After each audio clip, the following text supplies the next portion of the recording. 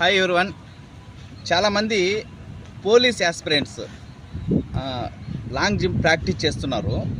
కానీ మీరు ప్రాక్టీస్ చేసే పిట్టు ఎలా ఉండాలి ఫస్ట్, అది చాలా ఇంపార్టెంట్. బ్లైండ్గా నేను ఎందుకు ఈ వీడియో చేస్తున్నానంటే, కొంతమంది బ్లైండ్గా చేసేస్తున్నారు. ఎలా అంటే ఒక పిట్టుని అంటే కోచ్ల దగ్గరే, నేను వాళ్ళ పేర్లు వాళ్ళని మైనస్గా చెప్పట్లేదు, ఎందుకంటే ఒక యాస్పిరెంట్గా మీరు ఆలోచించాల్సిన బాధ్యత మీ మీద ఉంది. ఎందుకంటే ఆ పిట్లు ఎలా ఉన్నాయంటే, గుంత తవ్వి 1.5 ఫీటు ఒక ఫీటు లోపలికి తవ్వి, గుంత తవ్వి దాంట్లో ఇసుక పోసుకొని జంప్ చేస్తూ ఉన్నాం. బాగా ఆలోచించండి. అలా చేయడం వల్ల మనకు ఎక్కువ దూరం అనిపిస్తుంది. ఒకటి చిన్న ఎగ్జాంపుల్ తీసుకుందాము. ప్రతి జిల్లాలో కానిస్టేబుల్ పీటీసీ గ్రౌండ్లో జరుగుతాయి. ఏవి ఈవెంట్స్ అంటే పోలీస్ ట్రైనింగ్ సెంటర్లోనే జరుగుతాయి, ఒక జిల్లాకు ఒక చోట. ఈ జరిగే చోట అంతా ఏం చేస్తారు, ఒకే లాంగ్ జంప్ పిట్ ఉంటుంది. మిగిలిన మూడు పిట్లు ఏం చేస్తారు, జస్ట్ లెవెల్గా ఉండేదానిపైన ఇసుక పోసి 2 లోడ్లు ఇసుక పోసి ఫ్లాట్గా పైకి లేపుతారు. అంటే పైకి ఉంటుంది తప్ప కిందకి డౌన్లో ఉండదు. ఎక్కడే కానీ పిట్లన్నీ పైకే ఉంటాయి. డౌన్కి ఉండదు. డౌన్కి ఉండిందంటే నిజంగా ఆ జిల్లా వాళ్ళు అదృష్టం చేసుకున్నట్టే. అర్థమైందా?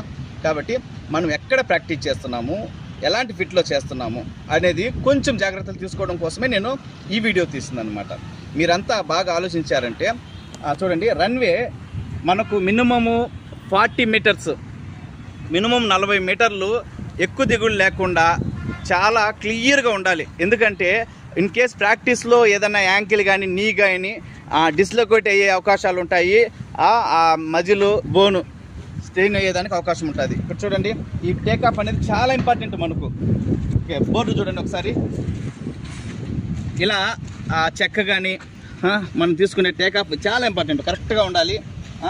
ఇది చెక్ చేసుకుని ప్రతిసారి నెంబర్ ఆఫ్ టేకాఫ్ తీసుకోగలిగితే మనము బోర్డు పైన కరెక్ట్గా మనకు వస్తుంది. కాబట్టి ఇలా 100 చూసుకున్నప్పుడు ఇక్కడ ఉంది కదా, ఇక్కడ గుంతలు లేకుండా ఇక్కడ చూడండి, ఫ్లాట్గా కరెక్ట్గా చెక్కకి కరెక్ట్గా సరిపోయింది. అదే కానీ గుంత కానీ ఉంటే మనం నెయిల్ పడేటప్పుడు కానీ, షూ వేసుకున్న వాళ్ళకి షూ సైడ్కి పడినా కానీ ఆటోమేటిక్గా పక్కకి డిస్లొకేట్ అయ్యేదానికి అవకాశం ఉంటుంది. కాబట్టి టేకాఫ్ బోర్డు. నెక్స్ట్ ఏంటి, పిట్టు చూడండి ఎంత ఫ్లాట్గా. మనం చేసే ప్రతిసారి పిట్టుని ఎప్పుడు కూడా లెవెల్ చేసుకుంటూనే ఉండాలి. ఒక 2 జంపులు 3 జంపులు దూకిన తర్వాత గుంతలు పెడతా ఉన్నాయి అనుకోండి, వెంటనే అట్లే వదిలేసి మళ్ళీ దూకేస్తూ ఉంటాం. యాంకిల్ పెయిన్ రావడము, అది తవ్వి తీసుకోకపోతే, ఇసుకని కంటిన్యూగా తవ్వకపోతే ఏమవుతారంటే ఆ పిట్లో మనం కొంతమంది 30-40 జంపులు దూకుతూనే ఉంటారు. యాక్చువల్లీ మనం చెక్ చేసుకోవాల్సింది 6 నుంచి 8 జంపులు మాత్రమే పర్ డేలో చెక్ చేసుకోవాలి. మిగిలినంత జంపుకు సంబంధించిన వర్కౌట్సే చేయాలి తప్ప మిగిలింది చేయకూడదు. దూకడం వల్ల, ఎక్కువ దూకడం వల్ల ± ఒక 5 సెంటీమీటర్లు అటు 5 సెంటీమీటర్లు ఇటు ఉంటుంది. కాబట్టి చూడండి, అన్ని చోట్ల మీకు చెప్పాను కదా, చాలా చోట్ల గుంతలుగా, అంటే టేకాఫ్ ఏమవుతుందంటే మొత్తం పిట్ ఏమవుతుందంటే పూర్తిగా గుంతల్లో ఉంది. మనకు చూడండి ఇక్కడ ఇది గచ్చు, ఈ గచ్చు కంటే హైట్ ఇసుక హైట్లో ఉంది.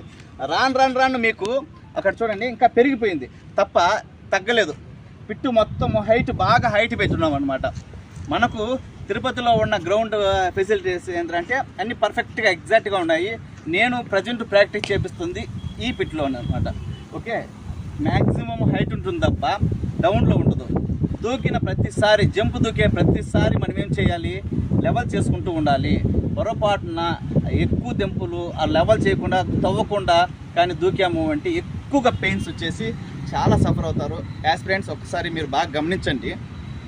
మీరు దూకే పిట్టు ఎలా ఉంది, రన్వే కరెక్ట్గా ఉందా, పిట్టు కరెక్ట్గా ఉందా, ఆ పిట్లో గుంత చేసుకొని దూకుతున్నామా, హైట్ చేసుకొని దూకుతున్నామా, ఇవన్నీ గమనించుకొని మీరు కానీ కరెక్ట్గా చేశారు అంటే 100% సక్సెస్ అయ్యేదానికి అవకాశం ఉంటుంది. ఎనివే రాను ఇంకా లాంగ్ జంప్కి సంబంధించిన వర్కౌట్స్ కూడా షెడ్యూల్స్ ఒక్కొక్కటి పెడుతూ వస్తాను. అన్నీ క్లియర్గా నా వీడియోస్ మీకు మ్యాక్సిమము సపోర్ట్ అవ్వచ్చు.